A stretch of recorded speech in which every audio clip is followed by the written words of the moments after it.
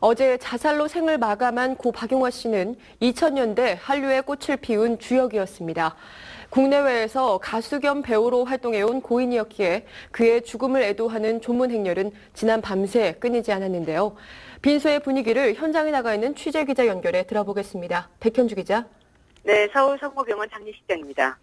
네, 생전에 열심히 활동을 해왔던 고 박용화 씨의 절친한 동료들이 밤새 조문에 다녀갔다고요? 네, 우선 빈소를 옮긴 소식부터 짧게 전해드리겠습니다. 고 박용화 씨의 빈소는 조금 전인 오전 9시 30분경에 이동이 됐습니다. 당초 서울 성모병원 장례식장 5호실에 마련되어 있었는데요. 고인의 빈소는 오늘 오전 3층에 위치한 31호실로 옮겨졌습니다. 영정사진은 천에 가려진 상태였고요.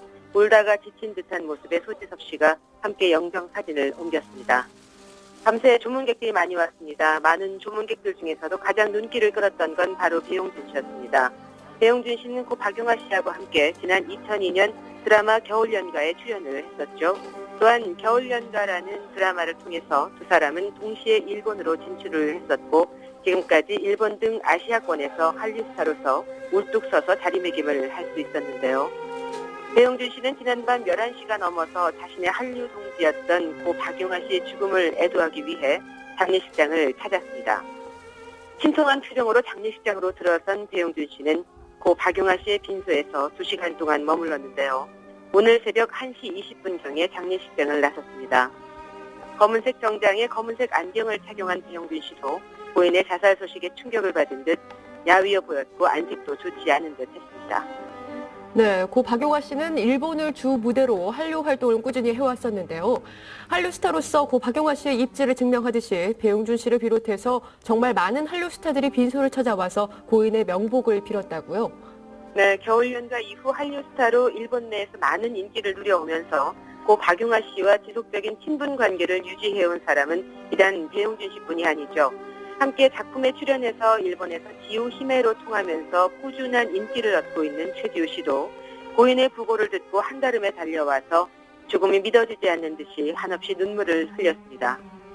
고 박용화 씨와 배용준 씨, 최지우 씨는 드라마 겨울연가에서 준상, 유진, 상역으로 나와서 극중에서 삼각관계, 남녀 주인공을 열연했었죠. 많은 취재진들도 세 사람의 슬픈 재회에 숙연한 분위기였습니다. 누구보다 가장 큰 슬픔을 표현하고 있는 사람은 바로 소지섭 씨입니다. 소지섭 씨는 현대 드라마 로드 넘버원을 촬영하고 있는데요. 고 박용화 씨의 자살 소식을 듣고 촬영 일정을 뒤로한 채 어제 오전 또 지금까지 또 빈소를 찾아와 있습니다. 가슴을 움켜쥔 채 오열하면서 처음 빈소에 들어섰던 소지섭 씨는 영정사진이 채 마련되지 않은 빈소에서 한참 동안 울어서 주변 사람을 안타깝게 만들기도 했습니다. 개인적인 친분 그리고 작품을 통한 친분을 나눈 고 박용화 씨의 한류 동료들은 너나 할 거 없이 빈소를 모두 찾았습니다. 김하늘 씨도 최근 일본에서 성공적으로 팬미팅을 마치고 일본 활동을 하고 있었습니다만 고 박용화 씨의 자살 소식을 듣고 곧바로 귀국을 해서 빈소를 찾았고요. 이병헌, 송승헌 씨도 숙연한 모습으로 고인의 마지막 가는 길에 인사를 건넸습니다. 새벽 1시경에는 한류스타 원빈 씨도 침통한 표정으로 조문을 했습니다. 검은색 정장을 입고 나타난 원빈 씨는 말없이 빈소로 들어가서 무려 5시간 동안 고인의 넋을 위로한 후 새벽 5시가 좀 안 된 시각에 취재진들의 질문을 뒤로하고 입을 굳게 다문 채 자리를 떠났습니다. 고 박용화 씨와 동갑내기 친구였던 원빈 씨는 한류스타로 발돋움하던 시절부터 돈독한 친분을 쌓아왔던 터라 망연자실한 그 뒷모습에 가슴이 뭉클했습니다. 네, 고 박용화 씨의 자살은 국내에서는 물론 해외에서도 큰 충격으로 받아들여지고 있습니다. 일본에서는 대서특필을 하는 등 일본 언론도 충격적인 반응을 보이고 있죠. 고 박용화 씨의 빈소에도 수십 명의 해외 취재진들이 몰려와서 역시 한류 스타로서의 그의 입지가 어떠했는지 알 수 있었습니다. 고 박용화 씨는 드라마 겨울연가가 일본에서 빅히트를 친 후에 그 인기에 힘입어서 한류 스타로 부상을 했고요. 일본 현지에서 싱글 8장, 스페셜 앨범 2장을 발표하고 순회 콘서트도 꾸준히 열면서 가수로도 많은 활동을 했었습니다. 워낙 일본에서 인정하는 한류 스타다 보니까 자살한 당일인 어제 오전 한때 요미우리, 도쿄 등 일본의 주요 언론들은 인터넷판에 그의 자살 소식을 헤드라인 뉴스로 올리기도 했습니다. 교도통신은 한류스타 박용화가 자살로 생을 마감했다면서 긴급 기사로 타전을 했는데요. NHK나 후디TV 등에서도 아침 정보 프로그램 중간에 고 박용화 씨의 자살 소식을 주요 뉴스로 다뤘고요. 국내 언론 매체의 보도를 인용해서 그의 자살 이유와 자살 정황을 실시간으로 타전했습니다. 아울러 최근 몇 년새 연달아 발생한 한국 스타들의 자살 사건에 주목하는 모습이었습니다. 네, 언론의 반응 살펴봤는데요. 무엇보다 고 박용화 씨를 아끼고 또 응원했던 팬들의 충격이 클 것 같습니다. 직접 빈소를 찾아온 팬들의 모습도 좀 볼 수 있었습니다. 생전에 고인은 팬들과 트위터나 팬카페를 통해서 자주 소통을 했고요. 팬들을 무척 아끼는 사람이었습니다. 박용화의 자살 소식이 전해진 이후 지난달 8일 인터넷 커뮤니티 사이트인 DC 인사이드 박용화 갤러리에 올린 그의 글이 새삼 주목을 받고 있습니다. 당시 남긴 글에서 일본에서 활동을 시작했다. 그동안 아주 많은 소문들이 있었는데 그냥 조용히 살았다라고 말을 했는데요. 이어서 이제 눈에 완전히 보이는 활동들을 제거할 테니 슬슬 몸들을 풀고 있으라. 여러분을 사랑한다 하면서 활동 재개가 임박했음을 알려서 팬들의 환호를 받았죠. 하지만 그가 팬들에게 한 약속은 끝내 지켜지지 못했습니다.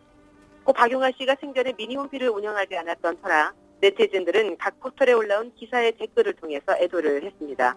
또 트위터와 팬카페를 통해 죽음을 믿지 못하는 마음을 표현하는 팬들이 있는가 하면 힘든 세상을 등지고 떠난 고 박용화 씨의 명복을 비는 글들이 속속 올라왔습니다.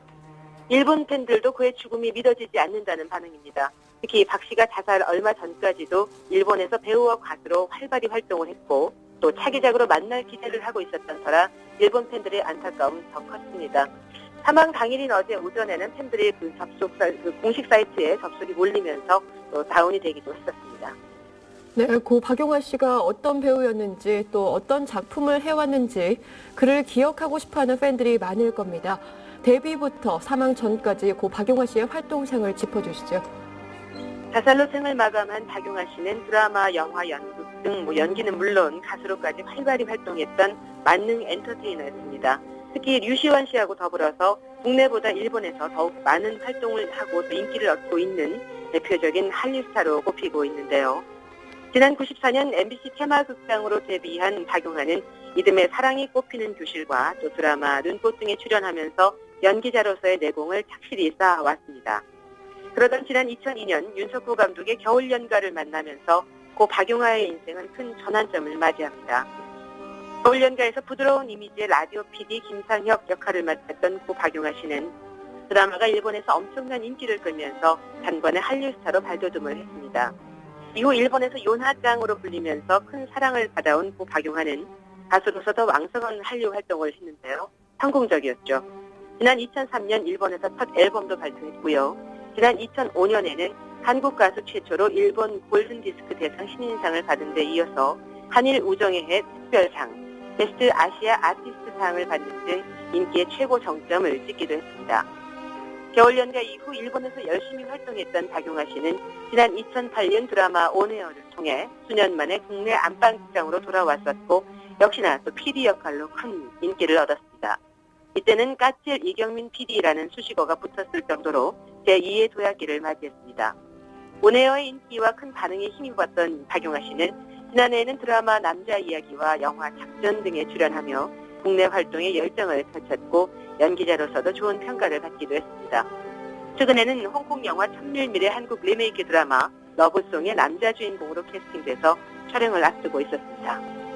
네, 고인의 사망이 정말 안타깝습니다. 고인의 사망 소식이 전해질 당시에 아버지가 암 투병 중인 사실과 이로 인해서 고 박용화 씨가 굉장히 마음 아파했다고 전해졌는데요. 아들의 갑작스러운 사망에 부모님의 건강 상태가 걱정이 됩니다. 유족들의 충격도 아주 클 것 같은데요.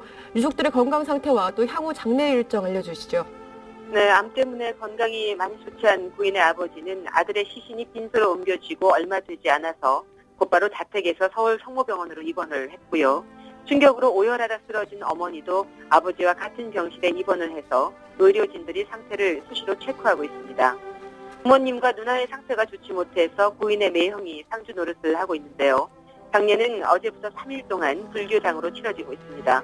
오늘 오후 1시경에는 입관식이 진행될 것으로 알려졌는데요. 고 박용화 씨의 발인은 내일 오전 7시로 예정돼 있습니다. 고인의 시신은 경기도 성남시 영생관리사업소에서 화장될 예정이지만 아직까지는 장지가 결정되지 않았고 오늘 중으로 결정은 됩니다만 유족들은 고인의 유골함을 어디에 안치할지 외부에 공개하지 않겠다는 입장입니다. 지금까지 서울 성모병원 장례식장이었습니다.